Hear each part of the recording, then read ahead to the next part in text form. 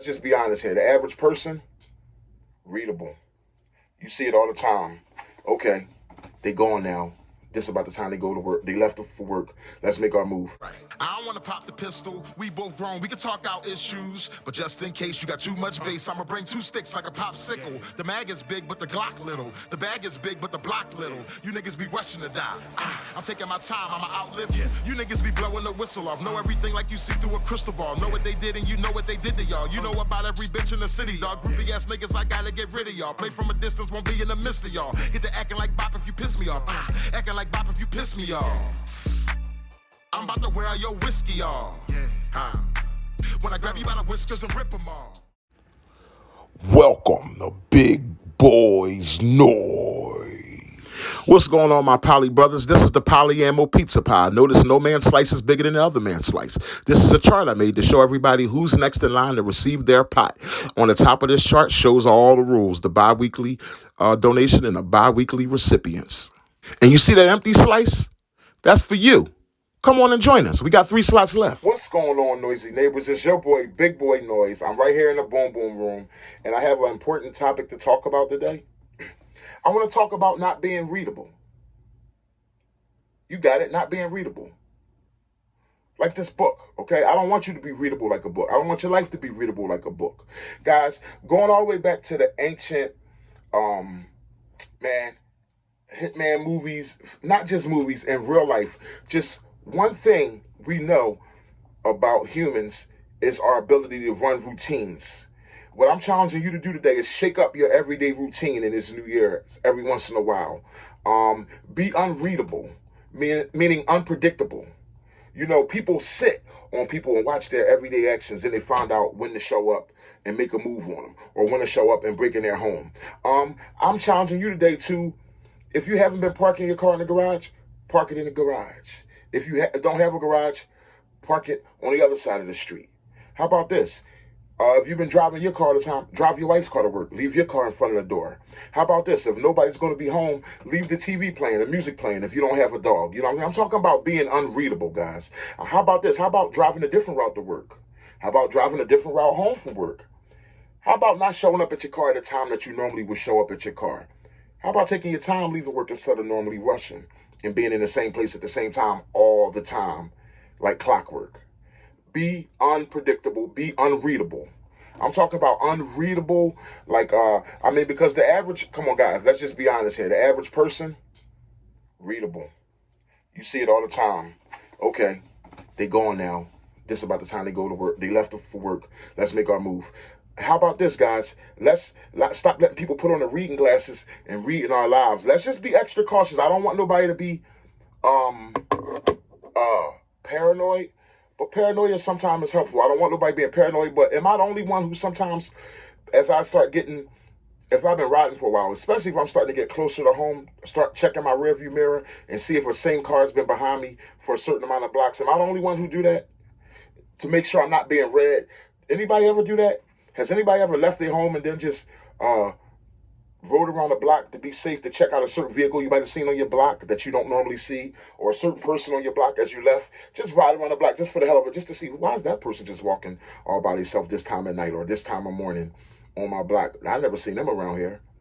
I'm talking about not being readable, not allowing somebody to squat on you. They call it laying on you. Somebody lay on you and plot out your moves and make things easier for them. Here's another thing. Don't be readable. Guys, I know it's wonderful you going to Disney World. It's wonderful you going on the Caribbean islands. But there's nothing wrong with posting pictures when you get back home. And there's nothing wrong with not announcing that you're going to be away from your home for 2 weeks in Spain or some doggone where. That's called being readable. When you do that, these reading glasses just go right on. A person's like, oh, okay, if we're going to make the move, especially if you got no pets and nobody going to be coming through your home and nothing like that. Oh, especially you a single man. Oh, he going for 2 weeks? How many times have I bet you we all, raise your hands if you know somebody who came back from going somewhere and their whole house was gutted out. How about this? Name somebody who you know who might have went to work, came back and their whole apartment was gutted out before, or their whole house was gutted out. I'm talking about all the way down to the furniture. And you know how that happens? Being readable. Everybody don't have to know your schedule, guys. Everybody doesn't have to know your work schedule, your patterns. Don't be announcing where you are all the times. Walk by your neighbor, say, hey, how's it going? Whatever. Get in your car, pull off. Sometimes let people mind their business. You don't got to always have don't be getting in your car with your work uniform on all the time. Sometimes you might come home in a work uniform. I know how it goes. But sometimes just have on your work, you might have your work pants on, but you don't got to have on your work top.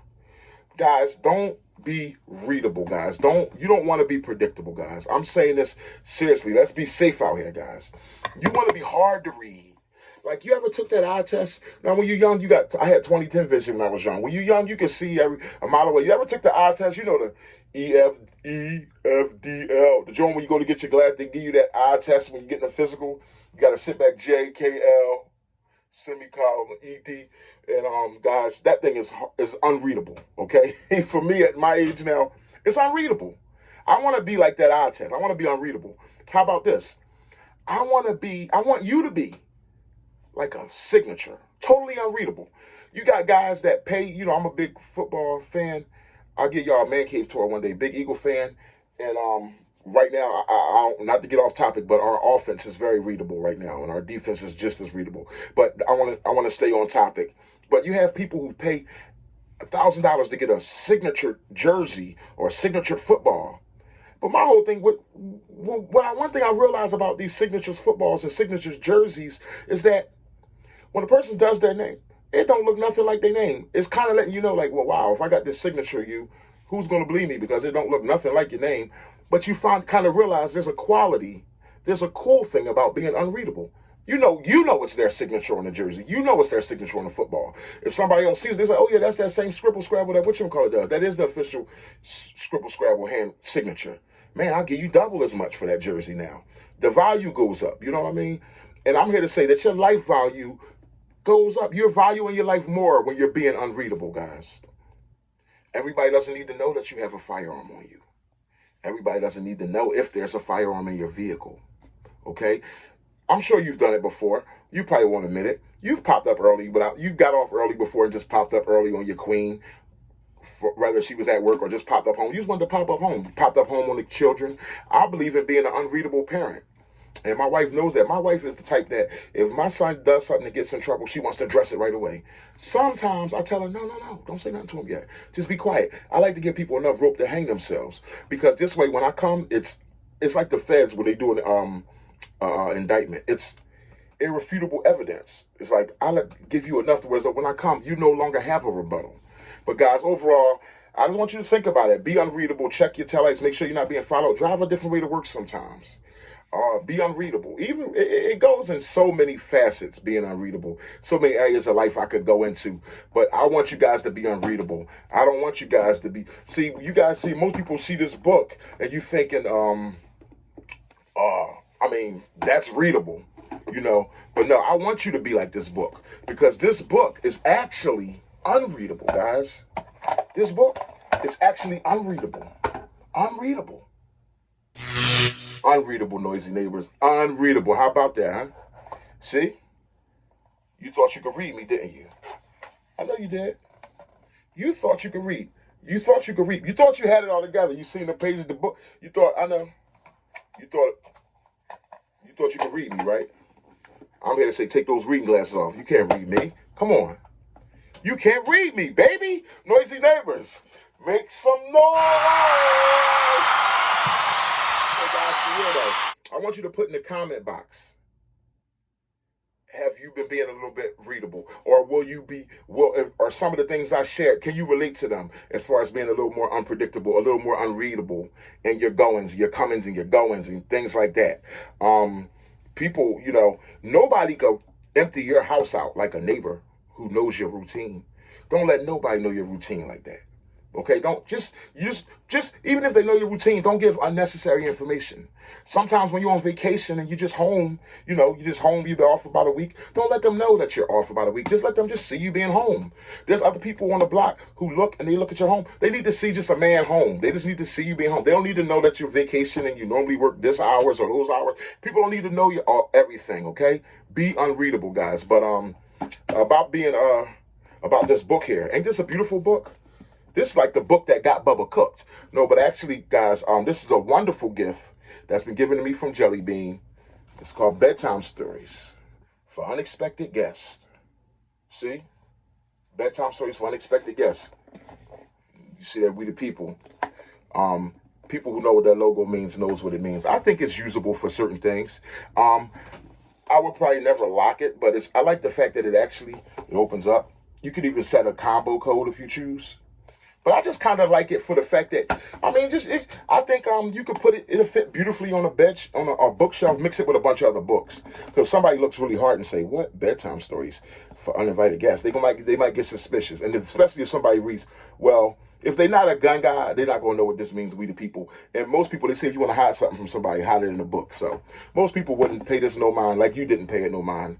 You know what I mean? And you guys could put in the comment box how many of you paid this book any mind as I was talking to you. How many of you knew that the firearm was concealed inside of this book? But what I like about it, you can just simply open it up. Or in fast, but you just swing it open, and let the weight of the firearm come out. But you can simply close it. You can set an alarm for it. Or you can just turn this notch. Like I can just turn the notch and let it just lock. I can lock it without setting a code. But if I want, I can have a special code for it. Or you can just turn lock it. You know what I mean? Whereas though, if you pick it up, if you just hurry up, go to your bookshelf, you turn, bam. Turn, bam. Okay? Turn, bam, open it up. And it fits a full, you see this is, that's 11 rounds of 9mm kick ass. And let's see how it fits a full size. It should. It'll fit a full size. Black 19X. I mean, if it fits that firearm with a red dot on top, look. A firearm without a red dot should be a piece of cake. And I like you put this styrofoam in there, and then you put this other this soft stuff up top so it don't destroy your firearm. Now, this Glock 19X fits in there just right. I want to show you. Not a lot of room. I mean, not too much extra room. I wonder if I put a mag in there, how would that work out? But look at that. Close it up. Be strategic in what you're doing. He gets in there. But you know what I'm going to say, guys? I'm going to say I would refer it. Let's see here. I would refer it to be for more of a, you could get this in there. Let's see. Yeah, but I would refer it not for a full size. I would refer it for a semi. Like, not semi, but for a compact. Like the Reflex, the FN Reflex, you know what I mean? Or say any other small, compact pistols.